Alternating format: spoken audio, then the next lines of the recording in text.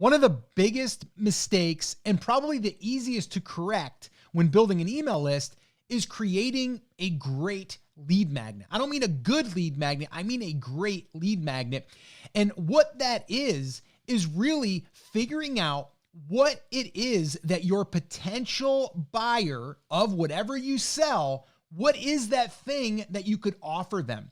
Well, if you're offering a discount on that item, well, that's a no-brainer. That's going to be a great lead magnet. If you get someone that goes to your website, they see a pop-up for 10% off, 15% off, 20% off, whatever, and those people put their name and email address in, guess what? That's a potential buyer. That's buyer intent, which is really, really good. But let's say that you're offering something for free to get someone that might want to buy your product. That would be something that is going to help that person.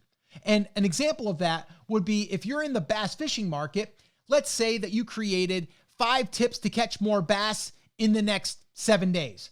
That would be a great lead magnet for a bass fisherman that potentially would want to buy your bass fishing lures. Do you see how that makes sense?